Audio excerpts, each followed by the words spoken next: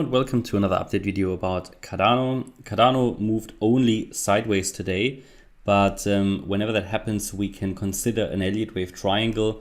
I showed you that as an option in the last video today, or in the earlier video today, that this could be also an Elliott wave triangle. They do tend to happen in a wave 4, not always, but we certainly have enough waves now complete to count this Elliott wave triangle complete. In a triangle, you're looking for an A, B, C, D, E pattern, and then you need a confirmation, and that confirmation happens when the break below the B wave low occurs, and that is basically at 38 cents.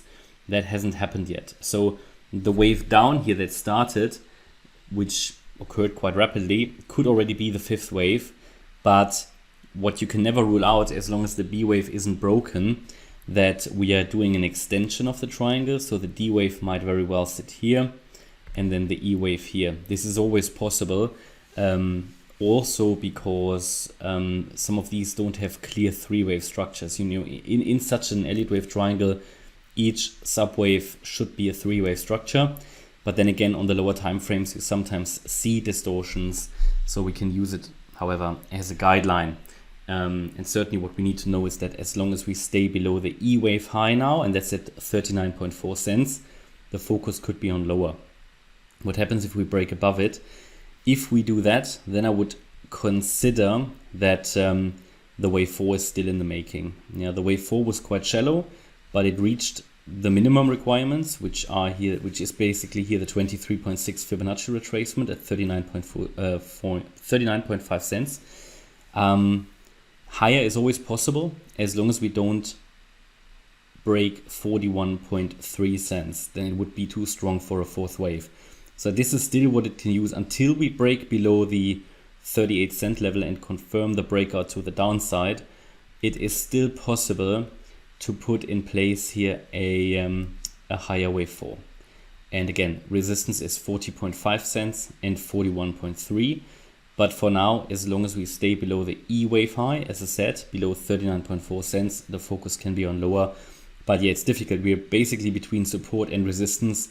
Triangle, you could consider it broken, but it's not confirmed because we haven't broken below the 38 cent level. If this is a triangle and if it is broken, then you can use the triangle thrust, so the height of the triangle, to calculate a target.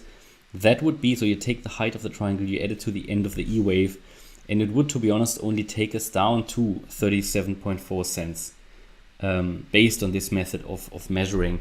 It's not the most reliable method. There are a few other ones, showed you them in the previous video. For example, what we can do, we can take the, again, we're diving into the detail here because not much is going on the higher time frame. We take the length of the wave 1, we go to the high of the wave 4, which would be the end of the triangle. And then target would be 36 cents, the 1-to-1 ratio.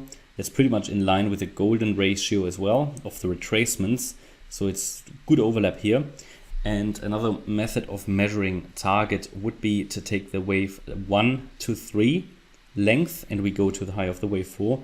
We're looking for the 38.2 extension at 36.3 cents. So there seems to be some confluence around the 36 cent level. So there is not much more to add here at the moment. Hope you liked the update. If you did, please hit the like button, leave a comment and subscribe. And if you really like the content, then please check out the channel membership. Thanks a lot for watching. Bye bye.